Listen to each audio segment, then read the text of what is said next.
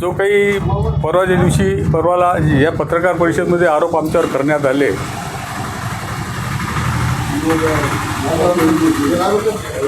ते अत्यंत खोट्या पद्धतीचे आहेत.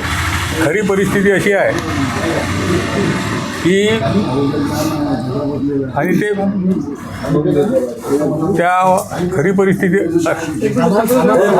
अशी आहे की ओमप्रकाश शर्मा यांच्यावर संस्थेचे 1 करोड काहीतरी लोन त्यांच्यावर झालेलं आहे.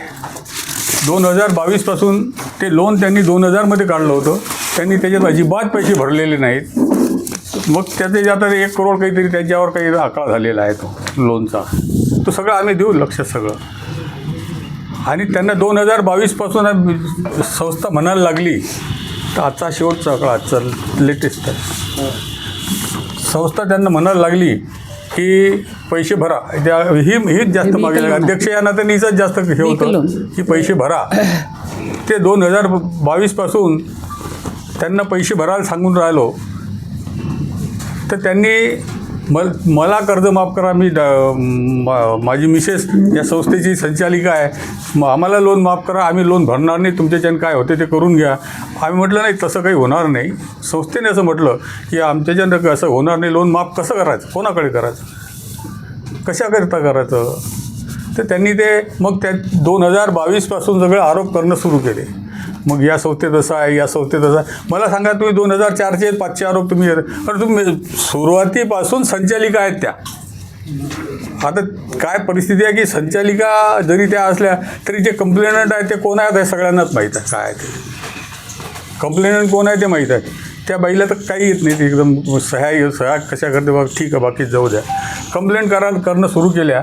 या संस्थेत असं आहे ते तुम्ही पाहिले असतील काय काय आरोप आहेत ते.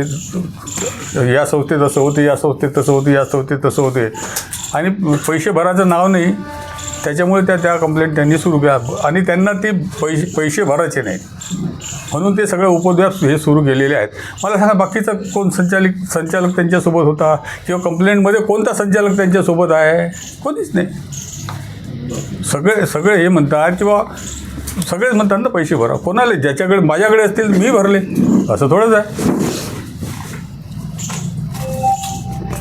त्यांचं म्हणणं असं आहे 5 लाख रुपये उचल केली होती मी सीसी. कशी देऊ शकते? तुमचं खरं झालं असं त्यांचं नाही. 1 मिनिट मी याच्यावर आमच्या संस्थेचा एक टूर निघणार होता आणि त्या टूरमध्ये आम्ही काय केलं की बाहेरगावी चाललेलं कुठे काम पडतं आपल्या पैशाचं नाही याचं लेटर हॅडचं म्हणणं. त्याच्यावर 2 सह्या घेऊन आपण ते लेटर हॅड त्यांच्याकडे दिलेले होते.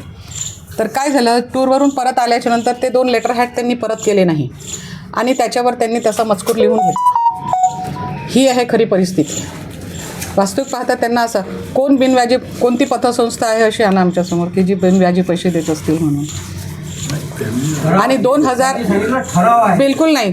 असा कुठल्याच प्रकारचा ठराव नाही आहे. कुठल्याच प्रकारचा ठराव घेतलेला नाही आहे.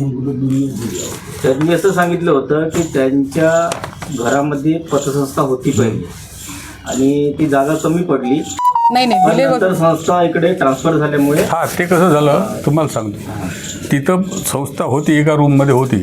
वाढण्याकरता त्यांनी तर कशी होती ते आम्ही का इकडे संस्था आणली याचं माहिती सांगतो. तिथं त्यांचे पाठीमागं भाडेकरी होते. 3-4 भाडेकरी होते. असं मीटर एकच होतं. इलेक्ट्रिक बिलही संस्थेने भरावं. त्यांनी टेलिफोन बिल संस्थेने भरावं आणि पेपरचं बिल संस्थेने भरावं. असं ते त्यांचं काही दिवस चाललं. पण ते सगळ्यांच्याच लक्षात आलं की हे तर मग अशांत संस्था चांगली चालणार नाही आपली. आणि मग आता संस्था वाढून राहिली, चांगली होऊन राहिली तर आपण जागा घेऊ. तर मला सांगा आम्ही ती जागा आज जी जागा एक्झिस्टिंग जागा ती जागा 12-13 लाखात आम्ही ती जागा विकत घेतली. आज त्या जागेची किंमत 1.5-2 लाखाच्या जवळपास आहे. कोटी 1.5-2 कोटीच्या 1.5-2 कोटीच्या वर आहे. मग आम्ही संस्थेचा फायदा पाहिला की नुकसान पाहिलं? मग त्यांना बांधायचं होतं, त्यांनी बांधलं होतं का काय केलं? मग त्यांनी काय केलं ते मला काय माहीत नाही. सुरुवातीपासून कसं होतं की पतसंस्था फॉर्मेशन जेव्हा झाली तेव्हा प्रॉब्लेम हा होता की मी माझ्या जॉबमध्ये होते आणि यांना त्यांनी तकादा लावला की पतसंस्थेसाठी आपल्याला एक पतसंस्था उघडली पाहिजे, त्याच्याकरता परमिशन काढून आणा. तर यांनी तेवढं सहकार्य केलं. आणि तेव्हा ते एक यांचे कार्यकर्ता होते, फार जवळचे मित्र पण होते, तर होतेच म्हणावं लागेल. तर त्या काळात त्यांनी काय केलं की नाही मी सर्व बघून घेईल, मी सर्व जबाबदारी घेतो आणि मी सर्व व्यवस्थित चालवेल. आपल्याला एक महिला पतसंस्था करायची आहे. तेव्हा यांचं राजकीय फील्ड होतं, माझं अकॅडमिक फील्ड होतं. तर ते म्हणाले की ह्या दोन्ही फील्डमधून आपल्याला भरपूर डिपॉझिट मिळेल, भरपूर फायदा होईल, आपण आपल्या पतसंस्थेचा भरपूर प्रोग्रेस करू शकू. तर मला ठीक आहे, काहीतरी माझा कार्यकर्ता तरी पुढे येऊन राहिला, मी त्यांना सहकार्य केलं पाहिजे म्हणून त्यांनी परमिशन आणली आणि पतसंस्था त्यांच्या घरात त्यांनी सुरू केली. सुरुवातीला त्यांचे सर्व म्हणजे आम्ही एक कार्यकारी संचालक म्हणून त्यांना अपॉइंट केलेलं होतं. आणि त्या कार्यकारी संचालकाचा त्यांनी असा गैरफायदा केला की त्यांच्याकडे डेअरी होती, ते त्यांना म्हशीचं लोन द्यायचे आणि ते लोन सर्व पैसा स्वतःच्या खिशात टाकून घेतला त्यांनी. एकही नया पैसा त्यांनी कुठेही पतसंस्थेमध्ये जमा केलेला नाही. आणि आजही जेव्हा आमचे वसुली अधिकारी त्यांच्याकडे जातात तेव्हा ते एकच म्हणतात, ओमशेठला दिले आम्ही पैसे. त्याच्यानंतर एकदा जेव्हा मी त्यांना म्हटलं की मी सर्व तुमच्या त्या कर्जदारांना बोलवते आणि तुम्ही त्यांच्याशी बोला, तर आम्ही सर्व कर्जदारांना बोलवलं, परंतु ते मी आता खामगावात आहे, मला वेळ नाही असं सांगून त्यांनी टाळाटाळ केली आणि त्याच्यानंतर आम्ही बोलवलं नाही. पण आजपर्यंतसुद्धा आम्ही जेव्हा त्यांच्याकडे जातो एकही जण, त्यातले 2 तर मय्यत झाले, आणि नीट कागदपत्रंसुद्धा त्यांनी ठेवायला पाहिजे होते, असा हा गैरफायदा घेतला. त्याच्यानंतर 2000मध्ये त्यांनी जे कर्ज उचललं तर त्याचं कर्ज आज जवळपास स्टेटमेंट, आजकालचं स्टेटमेंट मी काढून आणलं, कालपर्यंत त्यांच्यावर 1 कोटी किती आहे खाली एकदम लास्ट पेजवर आहे.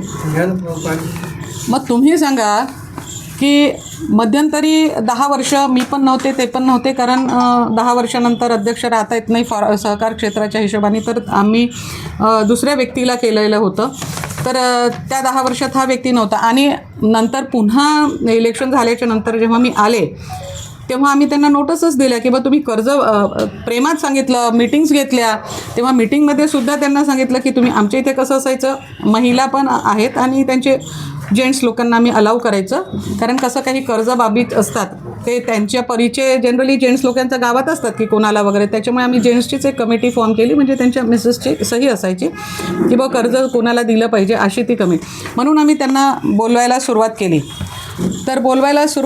तर त्यांना आपण ऑफिशियली नोटीस दिल्या की बा तुम्ही तुमचं कर्ज भरा, मी एक नया पैसा भरणार नाही, तुम्हाला काय करायचं ते तुम्ही करून घ्या. तर आपण म्हटलं की बा एक संचालिका आहे, अशा पद्धतीने तुम्ही उत्तर द्यायला नको, तुम्ही OTS करा ना, बसा ना. सर्वच म्हणायचे तुम्ही OTS करा, तुमचं किती टक्क्यांनी पाहिजे, काय पाहिजे. मला काही टक्क्यांनी नाही पाहिजे, मी 4 लाख. म्हटलं अरे संस्था ही सर्व व्याजाच्या भरोशावर चालते, ती लोकांचा पैसा असतो, आपला नसतो. आपण तिथे तो सुरक्षित ठेवतो तो आणि त्याचं रक्षण करतो. पतसंस्था ही कोणाची पर्सनल प्रॉपर्टी नाही आहे, कोणी म्हणू पण नाही की ही माझी प्रॉपर्टी आहे, हे मी उभं केलं, असं नाही आहे. उभं केलं तर हे तुम्ही जनतेची सेवा करण्याकरता केलेलं आहे आणि पुढे नेण्याकरता केलेलं आहे आणि सुविधा देण्याकरता आपण पतसंस्था चालवत असतो.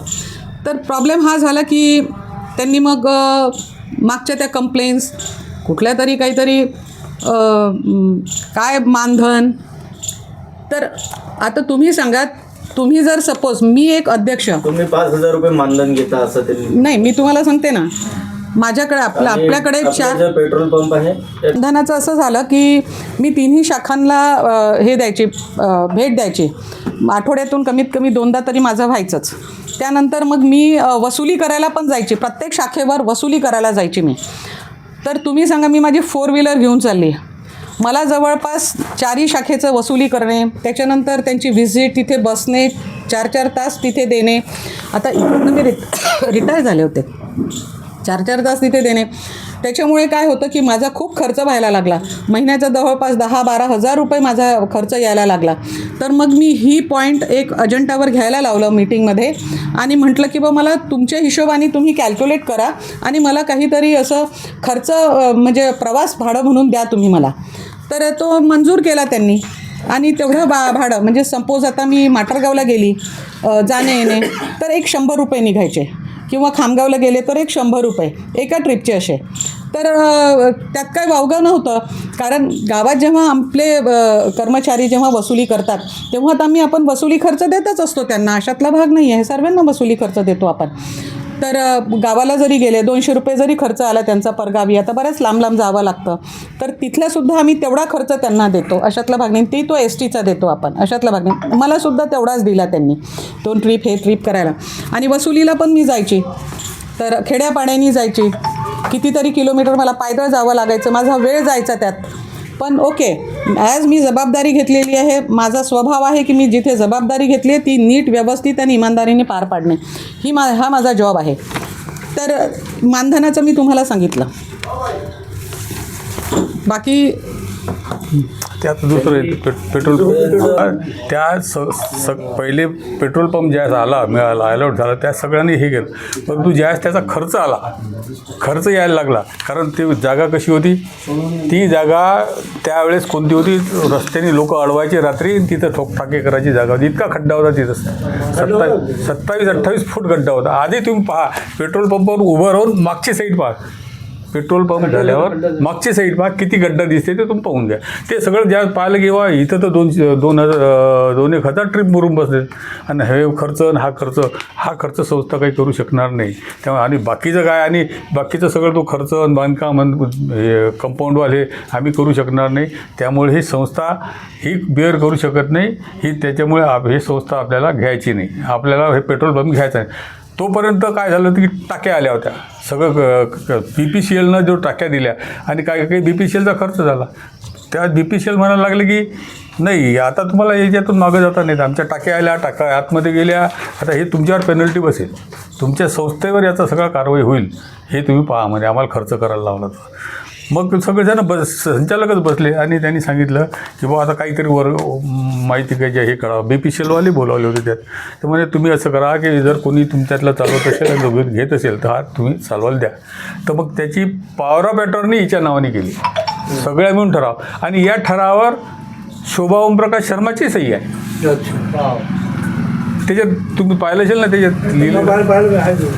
पण हे जे लेखा परीक्षक श्रेणी 2 आहेत, यांनी असा निष्कर्ष काढलेला आहे की बा पेट्रोल पंपाचा जो करारनामा झाला हा मुळातच नियमबाह्य झालेला आहे. ठीक आहे, काय म्हणजे झालं ना.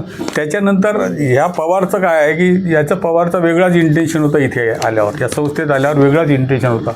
ते मी तोंडी काही आज तुम्हाला सांगू शकत नाही. परंतु मग आम्ही DDRकडे गेलो.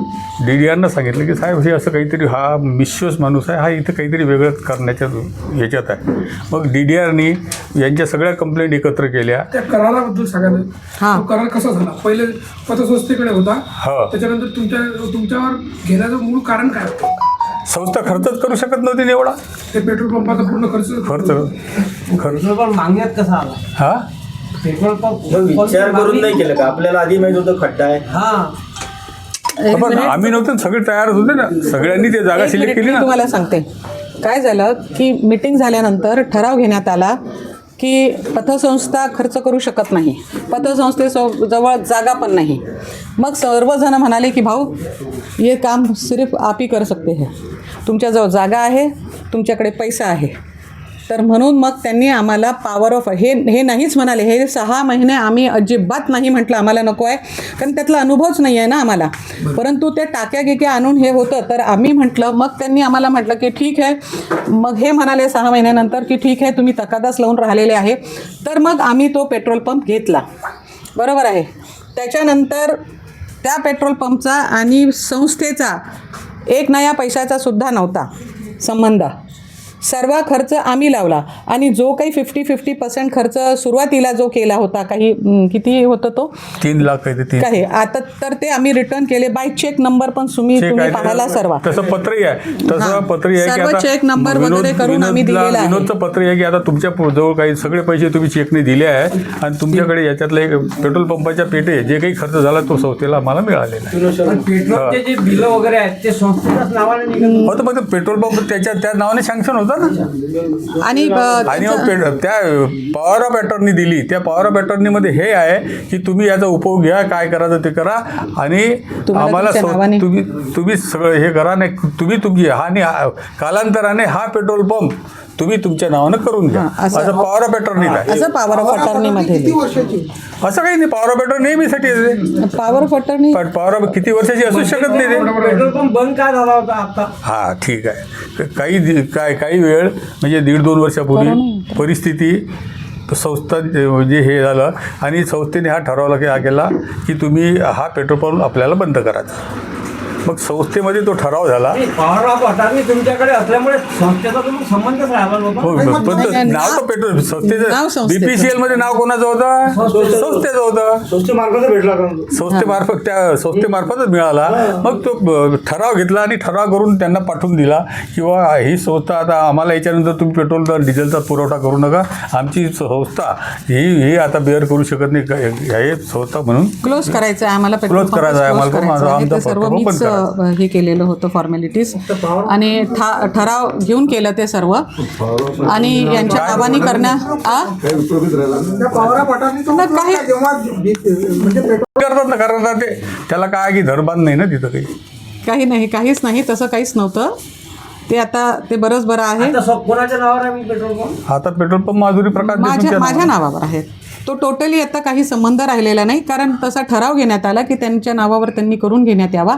तसं आम्ही आमच्या नावावर करून घेतलेलं आहे. BPCLनी आणि जे आता- कागदपत्र हां. आम्हाला मागितले ते सगळे ते त्यांना सर्व दिले. आणि त्या फॉर्मॅलिटीज आणि कम्प्लीट त्या ठरावावर तो सगळं नावानं आला. No request. वाटलं तो मी सगळा तुम्हाला तो दाखवू शकतो. दुसरा एक आरोप होता. तुम्ही ऐकून घ्या. शाळा पतसंस्थेच्या मला हे सांगा, पतसंस्थेच्या बायलाजमध्ये शाळा आहे का घे चालवून? त्यांनी ते सांगितलं. ते ठीक आहे मी सांगतो ना. हा पेट्रोल पंप हा तुमच्या बायलाजमध्ये नव्हता. बरोबर. शाळा कोण चालवते? चॅरिटी कमिशन कोण?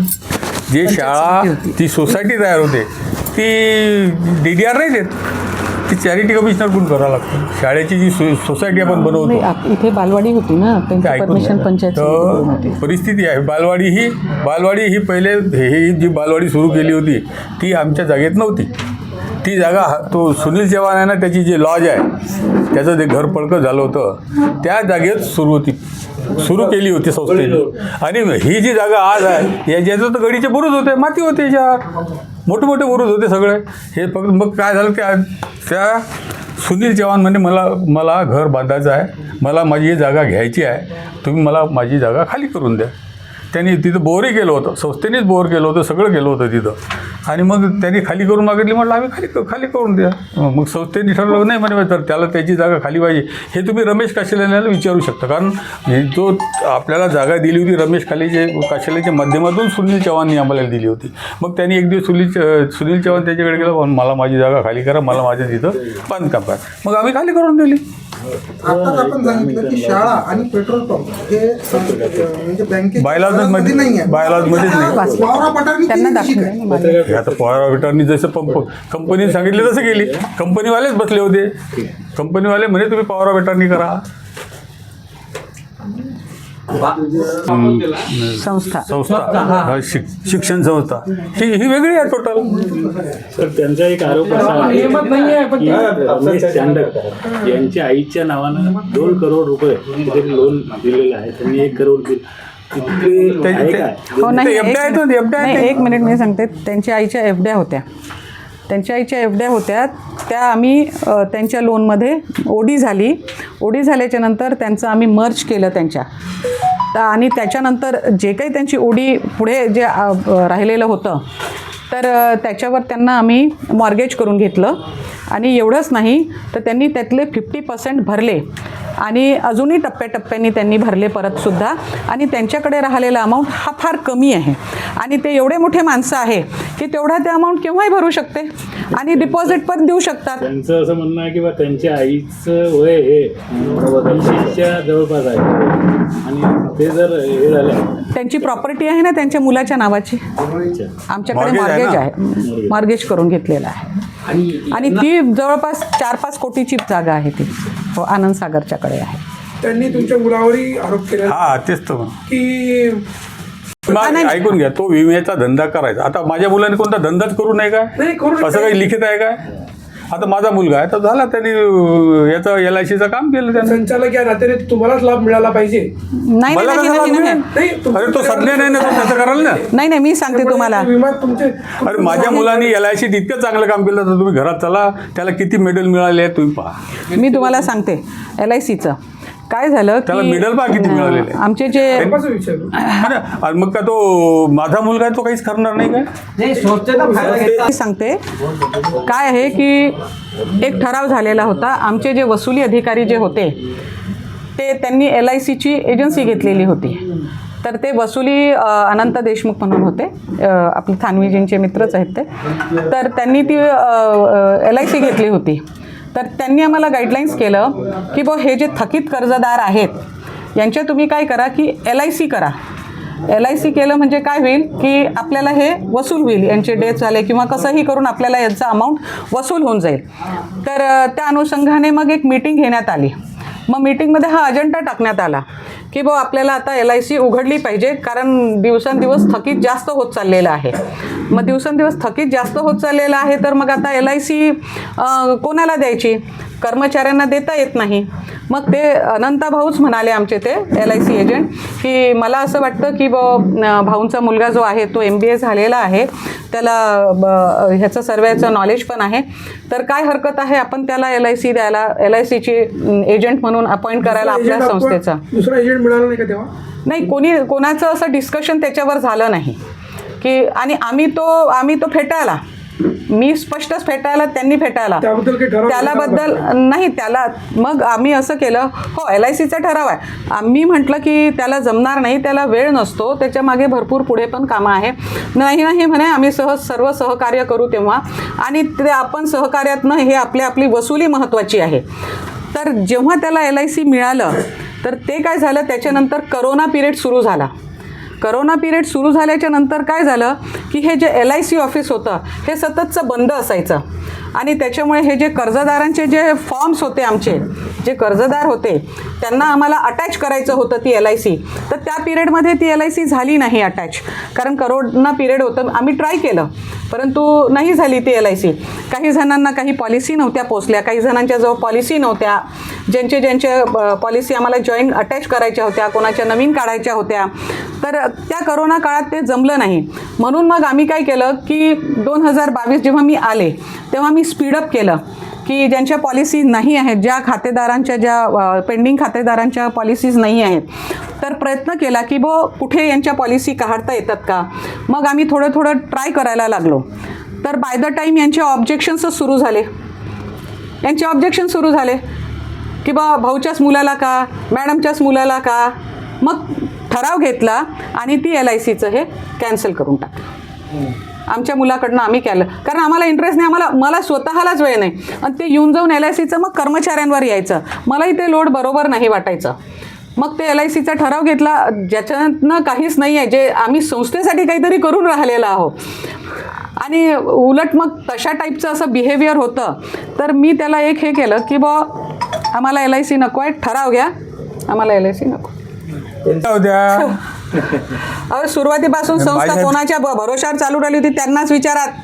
तेच म्हणत होते ना की ह्या दोघाही माणसाच्या राजकीय दृष्टिकोनातून संस्थेला फायदा होईल म्हणून. आमच्या घरातल्या 4 कोटी डिपॉझिट सुरुवातीलाच आमचे होते. काही झालं होतं म्हणे, जे मला ते चेक बाउन्स आहे नाही, त्यांचं नाही आहे. ऐकून घ्या, माझ्याकडे जे काही लोन होतं ऐकून घ्या, ज्या माझ्याकडे काही जे लोन होतं तर काही 50 लाख भरायचे होते मला त्याच्यात. माझा आता मी पहिल्यांदा त्यांना सेंट्रल बँकेचा चेक, हे त्यांनी म्हटलं होतं की कोणत्या संचालकाच्या एफड्या नाही आहेत तिथे, ही पहिली संस्था आहे म्हणे. चुकीचं. मी तुम्हाला किती आहे त्यांनी सांगितले ना 20 लाख रुपयात. एक नाही पैसा नाही, ते लोन आहे, लोन भर म्हणा आधी, आणि त्या मसाड्याचा 1 कोटी भर म्हणा, मसाड्याचा 1 कोटी भर. मी या सगळ्या समोर जाहीर करतो. त्याच्या जर 20 लाखाच्या एफड्या असेल तर मी जाहीर फाशी घेईन. आहे का दाखवा त्या एफड्या किती. त्या 75,000च्या एफड्या त्या अटॅच आहे, त्याच्यावर एवढं आहे. आधी सांगतो ना, मी जाहीर फाशी घेईन. काय झालं की ह्याच्या जेव्हा कंप्लेंट्स चालू होत्या तर आमचं ओढी झालेलं होतं. आमचं क्लोजिंग 2018 मध्ये 1,62,00,000 होतं. 1,62,00,000 लाखावर मी म्हटलं स्टेटमेंट काढा किती निघते, कारण मी तेव्हा नुकतीच आलेले होते. म्हटलं तुम्ही सर्व म्हणता भाऊंचं लोन आहे, तर ते म्हणे 1,62,00,000. म्हटलं बस 1,62,00,000 आहे, माझ्याच तर 1.5 कोटी सेविंग आहे म्हटलं तिथे, माझ्याच 1.5 कोटी डिपॉझिट होते तिथे. तर मी म्हटलं ठीक आहे 1,62,00,000 आहे, 1 कोटी त्याच्यात जॉईन करून द्या. 1 कोटी आम्ही त्याच्यात जॉईन करून घेतले. उरले किती टोटल जे उरले पूर्ण आम्ही 2,34,00,000 रुपये ते भरले आम्ही. आणि त्याच्यानंतर काय झालं, त्याच्यानंतर यांनी काय केलं, माझ्यावर अविश्वास आणला. DDRनी त्याला बोलवलं आणि फटकारलं की तुम्हाला काय नॉलेज आहे की नाही की कोणत्या व्यक्तीवर कशा पद्धतीने अविश्वास आणायचा. तो त्या DDRने फेटाळलं, त्यांना 2दा फेटाळलं, लेटर दिलं त्यांना की अशा प्रकारचं. इवन मॅनेजरला सुद्धा बोलवून सांगितलं. हो म्हणे मॅडम, पण हे हो म्हणे भाऊ, परंतु हे DDR साहेब, परंतु हे असे वागतात आणि जबरदस्ती आम्हाला. 50 लाखाची अशी विषय आहे. कशावर आलं पॉलिटिकल प्रेशर? आम्ही पॉलिटिकल तर आहोत ना, तो काही विषयच नाही, तो काही लपलेला विषय नाही. आरोप आहे किंवा ते जे त्यांनी बोलताना आमदार कुठेचही नाव घेतलं. आमदार कुठे समोर मी जातो, त्यांनी मला ओळखलं तर तुम्ही मला शर्यत लावून द्या. हा चांगला विषय. आता हा विषय हाच पाहिजे होता. कुठल्याच प्रकारची न्यूज देत नाही. ठीक आहे, आता एक पत्र दाखवलं असेल त्यांनी ताजं की बा लेखा परीक्षा 138 क्लिअर. हा एवढं 138चं हे सांग. मी त्यांना सेंट्रल बँकेचा चेक दिला होता, पण मग मी माझे काय झालं होतं, हे सेंट्रल बँकेची KYC नव्हती, त्यामुळे माझं ते काही क्लिअर होत नव्हते 50 लाखात. मी चेक बदलून दिला आणि माझा HDFCत माझे खाते आहेत 50. मी 50 लाखाचा HDFCत दिला, तो वटवला गेला. 50 लाख वसूल झाले. आता काय राहिलं? नाही, त्यांनी काय केलं की 2/34 आम्ही भरल्याच्या नंतर त्यांनी काय केलं की आम्ही सांग 60 दिवसाच्या आत नोटीस दिल्यावर 60 दिवसाच्या आत तुमच्यावर दाखल व्हायला पाहिजे केस. आज 2 वर्षाच्या वर झालं, का नाही दाखल व्हायचं? त्यांनी काय केलं की मीटिंग घेतली, माझ्यावर अविश्वास आणला आणि त्याच्यानंतर त्यांनी माझे सह्यांचे अधिकार त्या उपाध्यक्षाला दिले, जी इच्छुकही नव्हती, जबरदस्ती दिले त्यांच्या मिस्टरांच्या माध्यमातून. आणि यांनी माझ्या मागे मीटिंग घेतली आणि मीटिंगमध्ये त्यांनी एक ठराव घेतला की अभी तो इनके पैसे सब आ गए, अभी क्या करने का, अभी ऐसा करो की 14% से लगा दो. 14% त्यांनी अतिरिक्त व्याज काढला, थकीत व्याज काढला, जो कोणाच्याही FDवर निघत नसतो, थकीत व्याज. आणि थकीत व्याजाचं त्यांनी काय केलं की हा चेक त्यांनी त्यांच्याकडे जो चेक दिला होता तो त्यांनी बाउन्स केला त्या सेंट्रल बँकेत जाऊन, आणि हे 50 लाख रुपये यांनी जमा करून घेतले आणि तो चेक बाउन्स केला आणि आमच्यावर 138 लावले त्या 14%च्या ह्याच्यावर. त्यावर एक 138 केस लावली. त्या मॅडमनी माझ्याकडे दुसऱ्याच दिवशी, मॅडम हे अशा खोटे कामं माझ्याच्याने होणार नाही, हे घ्या तुमचा अधिकार तुम्हाला. त्यांनी माझ्याजवळ लेटर आणून दिलं की मी अशा प्रकारच्या सह्याचे अधिकार घेत नाही, मॅडमचे अधिकार मॅडमला देऊन द्या. त्या अध्यक्ष आहे, मी उपाध्यक्ष म्हणून सही करेल. आणि त्यांनी माझ्याजवळ माझा लेटर आणला. तर हा त्याच्या घरी रात्री 12 वाजता गेला भांडायला त्या मॅडमशी की तुम्ही का बरं त्यांना असं लेटर दिलं, मला का नाही सांगितलं, मला का नाही दाखवलं म्हणून. हा, तर तो आदला दबावाचा, राजकीय दबावाचा. आता यांनी 5 वर्षाचं रिऑडिट मागितलं. पहिली गोष्ट, संस्थेचं दरवर्षी ऑडिट होते. दरवर्षी ते 98 पासून जेव्हापासून सुरू झाली, फक्त पहिलं वर्ष नाही झालं, त्याच्यानंतर 98 पासून ते ऑडिट होत राहिलं. ऑडिट बिना ऑडिटची संस्थाच चालू शकत नाही तुमची. झालं, मग हे ऑडिट आहे. आता हे तुम्ही जर स्पेशल ऑडिट कोणं मागितलं तर प्रत्येक वर्षाला 80,000 रुपये भरा. यांनी आता 5 वर्षाचं मागितलं, यांनी 4 लाख भराव्यात आणि रिऑडिट करून घ्या. असं 2-3 वेळा त्यांनी मागितलं. मग ज्यावेळेस त्यांच्याकडे पैसे मागायला ते पैसे भरले नाहीत. मग आम्ही काय रोखू? कुठे राजकीय दबाव आहे याच्यात कुठे राजकीय दबाव आहे? काय झालं, मी आली तेव्हापासनं त्यांनी कार्यकारी पद मागितलं. तर जेव्हा इलेक्शन झालं ना आता आमचं, तर आम्ही लोक इलेक्शनमध्ये अध्यक्ष निवडीसाठी आम्ही सर्व बसलो. बसल्याच्या नंतर मला काय आहे की मला आधीच वेळ नसतो. तर मी त्यांना सांगितलं, AR असतात तेव्हा उपस्थित अध्यक्षाच्या निवडीच्या वेळेस आपले तालुका लेवलचे. तर त्यांना मी सांगितलं की मला शक्य होणार नाही आता यावर्षी अध्यक्ष वगैरे पुढच्या 5 वर्षाला राहायला. तर कुठल्याही तुम्हाला लेडीजला, तिथे जेंट्स पण होते, लेडीज, तुम्हाला कोणाला राहायचं असेल तर तुम्ही राहा. तर त्या सर्व लेडीज म्हणाल्या की नाही मॅडम, आम्हाला तुम्हीच पाहिजे. म्हटलं तुम्ही अजून एकदा विचार करा, कारण ते 5 वर्ष काढावं लागतं. तर ते म्हणाले की नाही. म्हटलं मग हे म्हणाले एवढे सर्वजण विश्वास दाखवून राहिले आणि कोणाला व्हायचं नाही आहे तर तुम्ही होऊन जा. तर मी म्हटलं ठीक आहे, पण मी फुल वेळ टाईम आधी जशी देत होते तशी देऊ शकणार नाही. तर ठीक आहे मॅडम म्हणे, परंतु तुम्हीच अध्यक्ष राहा. ठीक आहे, मी म्हटलं मी घेतलं ARकडनं तेवढं पोझिशन, अध्यक्षपद आपल्या पोझिशनमध्ये. तर अध्यक्षपद घेतल्याच्या नंतर मग यांनी माझ्यावर अविश्वास आणला. तुम्हाला मी सांगितलं आधीच. तुम्ही प्रश्न काय विचारला मला? तर मग जसे ते यायचे त्यांना जसं ARने आम्ही ARला म्हटलं की कार्यकारी संचालकाचं पद आम्हाला यांना द्यायचं आहे. ते म्हणे असं कुठलं पद नाही आहे सहकार क्षेत्रात, तुम्ही ते चुकीचं चालवलं आतापर्यंत. उपाध्यक्ष आमच्या त्या महिला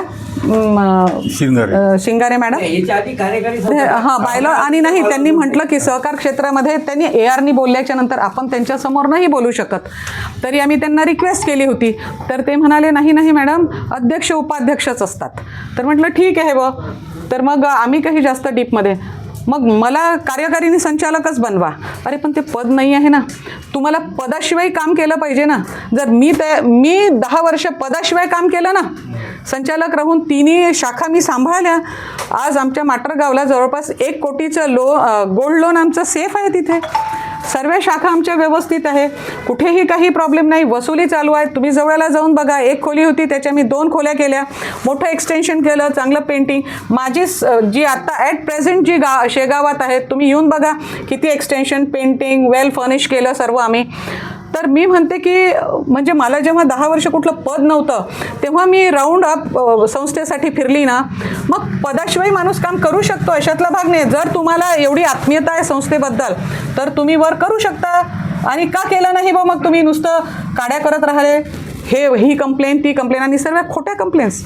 कोणी सांगेल तुम्हाला ह्या खोट्या कंप्लेन्स आहे? खरे असते तर DDR का बावट माणूस असतात का? DDR समजदार व्यक्ती असतं, नॉलेजेबल असतं. त्यांनी आम्हाला 3 महिने मागितलं, 3 महिन्याच्या नंतर त्यांनी रिझल्ट दिला. मी डिटेल स्टडी केली म्हणाले, आणि तुम्ही वाचलं ते सर्व DDRनी काय दिलेलं आहे. तर प्रत्येक पॉईंट त्यांनी डिटेल आहे. आणि ते एक पॉईंट त्यांनी घेतलं, आणि ते एवढे स्ट्रिक्ट DDR होते की इवन मला थोडंसं असं बोलायला सुद्धा मी घाबरायचे. असं कशाला सांगू, मी पण घाबरायचे. जास्त त्यांना बोललेलं आवडायचं नाही, टू द पॉईंट ते असायचे. काय नाव होतं चव्हाण, हां कोणीतरी चव्हाण होते. तर म्हणजे नाही, आता हे नानासाहेब तर प्रत्येक वेळेस आले ते यवतमाळला की ये बताओ मेरे को, ये क्या चालू है इधर, वो क्या चालू है. सकाळी 11 साडे 11 वाजता आल्याबरोबर त्या विनोद, त्या आमचे मॅनेजर साहेबांचा टाईम घालायचा. मग मी गेले की क्या है, म्हणजे अशा खालच्या दर्जाच्या भाषेत शिवीगाळ आणि फिरण, ओरडर आरड, प्रोसिडिंग काय, क्या है वो काय, इन्होंने काही को ताबे में लिया. प्रोसिडिंग हे अध्यक्षाच्या ताब्यात आहे. आतापर्यंत विश्वासाने तुमच्याजवळ ठेवलं होतं, तुम्ही त्याच्यात सर्व चुकीचं लिहून ठेवलेलं आहे, मनमानी त्याच्यात काही लिहून ठेवलेलं आहे स्वतःच्या फेवरचं. आम्ही नाही तसं केलं. मग मी म्हटलं की ह्याच्यात प्रोसिडिंगमध्ये घेऊन घेतलं अजंटामध्ये की सर्व प्रोसिडिंग्स अध्यक्षाच्या ताब्यात राहतील. तेव्हापासून त्या माझ्या ताब्यात, त्याच्या फार जीवावर यायचं. मग त्यांनी तो काय करायचा, मेरे को प्रोसिडिंग रीड करने को दो संचालकों को. म्हटलं बिलकुल अलाउड असतं संचालकांना प्रोसिडिंग वाचायचं. तो बाजूला प्रोसिडिंग हे म्हटलं, लेकिन संचालक आप नाही आहे. पण मग मी म्हटलं ठीक आहे जाने दो. म्हणजे आम्ही आत्तापर्यंत काय केलं, जाने दो ठीक आहे बाई, soft corner, that means a soft corner for his wife and for him. आणि त्याच्यामुळे आज आम्हाला ही परिस्थिती आलेली आहे. आणि तुम्हाला मी सांगते, मीटिंगला यायचं, सह्या करायचं नाही. आम्ही काय करायला पाहिजे होतं आतापर्यंत, त्यांना काढून फेकायला पाहिजे होतं. परंतु असू द्या, गावातला व्यक्ती सुरुवातीपासून आहे इथे, बघतो आहे. मग एवढा सॉफ्ट कॉर्नर ठेवल्याच्या नंतर एखाद्या व्यक्तीने कसं वागायला पाहिजे हो संस्थेशी? असं वागायला पाहिजे का? माझ्या अंगावर तो मारायला आला. माझे 3दा त्यांनी कॅबिन्स बंद करायचे आणि माझ्या अंगावर, माझ्या साडीवर पाय देऊन राहिला, मला असा करून राहिलेला आहे. ही पद्धत आहे का? ही पद्धत आहे का? कॅबिन, लेडीजचं कॅबिन बंद करता येते का? 2दा दिला मी त्याला, 2दा, पहिल्यांदा 2दा तर मी सहन केलं. त्याच्या दुसऱ्यांदा मी 2दा FIR केला. एखादा FIR केल्यानंतर समज आली असती एखाद्याला. परंतु तो तिसऱ्यांदा प्रोसीडिंग बताओ. मैंने कहा प्रोसीडिंग आपको मांगने का अधिकार नहीं भाई साहब, मैं मैडम को बताती. नहीं मैं देखूंगा. मैंने कहा अधिकार ही नहीं है. अभी तक मैंने आपको प्रोसीडिंग बताया, आपने क्या किया, झेरॉक्स निकाले और सारे गांव में बांटे. असे एवढं मी बंडल दाखवते. DDRनी मला माझ्या हातात दिलं. मॅडम म्हणे तुमचं हे कॉन्फिडेन्शियल रेकॉर्ड आहे, हे आमच्यापर्यंत कसं पोचलं? त्याला आत्ताच्या आत्ता त्या संचालकांना बाहेर फेका. परंतु तरी पण आम्ही नाही पेकलं. असू द्या, झाल्या चुका होतात माणसांच्यानी, चुका त्यांनी एवढे इतकं वर्ष पाहिलेलं आहे. मग एवढं सॉफ्ट कॉर्नर ठेवून एखादा व्यक्ती असा वागतो, याच्यावर तुम्हीच सांगा उपाय आता काय करायचा. त्यांना सांगा ना 4 लाख अंगावर कोणाच्या बाईच्या अंगावर जाता येतं का. मग हा, विनयभंगाची तक्रार दाखल केली आणि आता तो बेलवर आहे. कोणत्या कंडिशन्सवर आहे Conditional bail की वर आम्ही आहे. संस्थांच्या विरोधात मी कंप्लेंट्स केल्या. अरे त्या कंप्लेंट्स तर सर्व खारिज केल्या ना त्या DDRने. आता कोणतं राहिलेलं आहे. आणि दुसरी गोष्ट म्हणजे तुम्हाला पत्रकार आहात तुम्ही सर्वजण, तुम्हाला माहिती आहे जेव्हा बेलवर माणूस असते तेव्हा संस्थेच्या विरोधात शब्द तरी बोलता येते का. अशा आणि पत्रकार परिषद भरवता येतात का. कंडिशनल बेलवर आहे. काल त्यानं जे काही प्रकार परवा दिवशी जो केला तो फार चांगला केला. त्याच्या बायकोनी पत्रकार परिषद घ्यायला पाहिजे होती, ती त्यानं घेतली. आता आमच्या जो सगळे प्रूफ आले त्याचे, सगळे कॅमेरे सगळे माझ्याकडे आले. आता आम्ही त्याची बेल कशी कॅन्सल करता येईल त्याच्याकडे जाऊ. याला संस्थेत जाऊ नये, संस्थेच्याबद्दल काहीही बिलकुल, करू नये, allowed नव्हतं असं त्याला कंडिशनल बेलवर आहे. असं आता आम्ही conditional त्याची bail आहे बेल त्याची. खारिज करून टाकू. की हे जे आम्ही स्पेशली त्यांना का अटेंड करू देत होतो, कारण बाकीच्या ज्या महिला आहे ना थोड्या इलिटरेट आहेत आणि आपण जो तो अजेंडा असतो त्याचे काही डिसिजन्स असतात तर सहसा जेंट्स लोकांना समजतात. तर म्हणून आतापर्यंत आम्ही सर्व जेंट्स लेडीज एकत्र बसूनच डिसिजन घेत होतो. अशातला भाग नाही आहे. सर्वजण अजूनही आम्ही जेंट्स लेडीज बसून, कारण की काय आता 5-5 लाखाचं जर लोन, आम्हाला लिमिट 5 लाखाची होती, 5-5 लाखाचं जर लोन जर आपल्याला सँक्शन करायचं आहे, माझी ओळखी नाही आहे आणि यांना तेवढा वेळ नाही आहे. आणि पतसंस्थेत मग आम्ही एक जेंट्स लोकांचीच कमिटी केली की बा तुम्ही सांगा यांचं लोन कसं सँक्शन करायचं, हे तुमच्या ओळखीचे आहेत का, आणि ह्यांचं किती करायचं लोन, हे किती भरू शकते हे तुम्हालाच माहिती आहे. मग ते थोडे इन्क्वायरी बाहेरून करायचे. आम्ही तर नाही करू शकत होतो ना, ते थोडी इन्क्वायरी बाहेरून करायचे आणि मग येऊन सांगायचे की मॅडम याला इतकं करा, याचं 5 लाख आलं आहे का, याला 4च करा, हे यांचं 2.5 लाख आहे का, मग 2च करा. म्हणजे असं येऊन ते सांगायचे. नंतर ते मीटिंगमध्ये प्रत्येक लोन मी माझ्या कारकिर्दीत मी प्रत्येक लोन मीटिंगमध्ये सँक्शन केलेला. आणि यांची गोष्ट जे शेत गहाण दिलं होतं ते शेती विकलं, म्हणजे संस्थेला फसवलं की त्यांनी. त्यांनी असं सांगितलं आता त्यांनी नाव घेऊ नये म्हणा, त्याचे काय पायाची बरोबरी करत नाही. मी तुम्हाला सांगते, नावकार सरांचं टर्न ओव्हर आहे, रेग्युलर टर्न ओव्हर आहे त्यांचं. असं नाही लोन नाही त्यांच्याकडे, टर्नओव्हर लोन वगैरे नाही आहे. टर्नओव्हर आहे. CC आहे, परंतु ते नाही, ते खोटं बोलले, ते त्यांना नॉलेज नाही आहे त्याचं. मी सांगते तुम्हाला, त्यांचं रेग्युलर आहे, टर्न ओव्हर आहे त्याच्यावर, CCवर त्यांचं टर्न ओव्हर आहे. त्यांनी त्याच्यावर जाऊच देत नाहीत. ते एवढे अलर्ट माणसं आहेत आणि त्यांनी मॉर्गेज दिलेला आहे. ते एवढे अलर्ट माणसं आहे आणि ते परफेक्ट आहेत. नावकार भाऊ म्हणजे अगदी परफेक्ट माणूस. आज 1.5 लाख उचलले, उद्याला बरोबर पैसे आणून भरायचे, पुन्हा उचलायचे आणि पुन्हा भरायचे. त्यांनी त्यांची शेती पण मॉर्गेज करून दिलेली आहे. काय मला माहिती नाही. काय तर अफरातफर एखादा करप्शनचा आणि अजून कोणतं म्हटलं, आय डोंट व्हॉट टाईप्स. एक मिनिट, माझं पैशाचा मिसयूज केला. ठीक आहे, ऐक झालं तुमचं समजलं. ते खोटं एवढं आहे की त्याचा काही विषय नाही. विषय असा हो, दाखवा ना. आहे, मी राजकीय जीवनात किती वर्षापासून, 40 वर्षापासून ना, माझ्यावर कुठे 1 रुपयाचा 10 रुपये मी कोणाचे खाल्ले, याला नोकरी लावतो, त्याला पैसे दे, याला हे केलं, त्याला हे दे, असं काही केलं आहे कधी आहे का कुठे गावात? ते झालं. ही त्या शाळेत 35 वर्षापासून आहे. त्या शाळेतलं कधी ऐकलं का हिचं शिवशंकर पाटलाच्या हाताखाली काम करणं इतकं सोपं नाही आहे. तुम्हाला मी सांगते, आजही जाऊन तिथे विचारा, मी 8 कोटी 52 लाख रुपयाची बिल्डिंग बांधली ती, बरोबर आहे. पैसा सर्व गजानन महाराज संस्थेने लावला सुरुवातीला, आणि तो आम्ही या बेसिसवर घेतला त्यांचा की त्यांना आपल्याला, कारण ते शिक्षण संस्था, त्यांना तेच हे नव्हतं होत ना. तर आणि रिटर्न बेसिसवर आपण हिशोब पाहायला म्हणाले. 1 रुपयाचा हिशोब ठेवणार आहे. हा मी माझी स्तुती म्हणून नाही, पण आता तुम्ही काढला ना, आजपर्यंत मी कधी कोणाला सांगितलं नाही, ही पहिली वेळ आहे. रात्री आम्ही नाही बोलत आहे, नाही बरोबर आहे. कारण तेव्हा ते कारभार बघत होते, ते कार्यकारी संचालक होते आणि ठरलं होतं की हे पाहतील. तेव्हा आम्हालाही माहित नव्हतं. आम्ही बायला आता फुले साहेब या तुमच्याच बायलांमध्ये नाही आहे म्हणून तुम्हाला करता नाही. केस ते 2000चं लोन आहे, चालवलं आता, पण ते कदाचित ते 7-12 काढून न्यायचा विसरला असेल, बाकीचे कागद नेऊन गेले असेल. आम्हाला नाही नॉलेज त्याचं. मग तुमच्या लक्षात 22 मध्ये आलं का किंवा यांच्यावर इतकं थकीत झालं? 2000 मध्ये काढले सर्व खाते. आधी ते एक खाते घेतले, त्याच्यानंतर वसुली मी 4 वर्षात 2 कोटी 10 लाख केली आणि या महिन्यातली जवळपास 30 ते 60 हजार वसुली आहे. वसुली माझ्या कर्मचाऱ्यांनी सहकार्य केलं पूर्ण.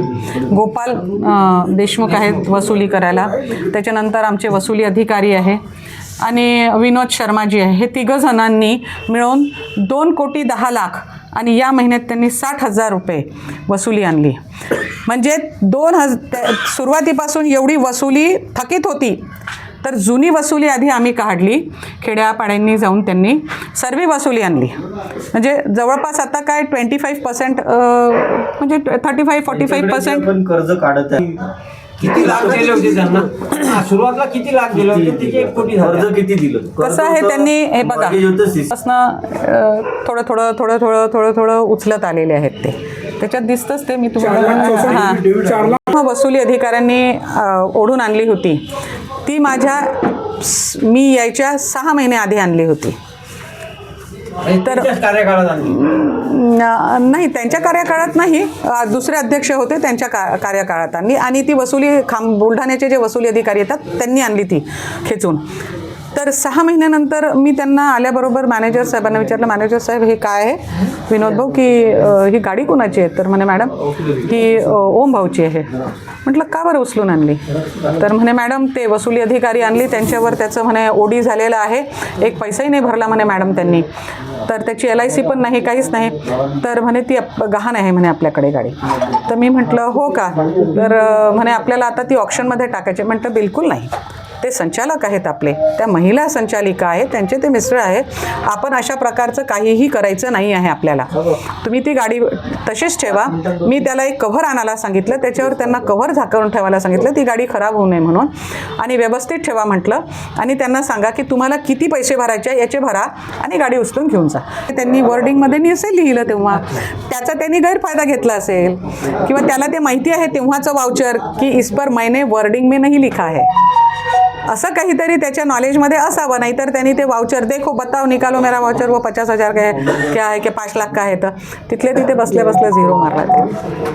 मी म्हटलं संचालकांना जाऊ द्या, काय हरकत नाही, मारू द्या ना. त्यांनी 1 0 मारल्याने काय होतं?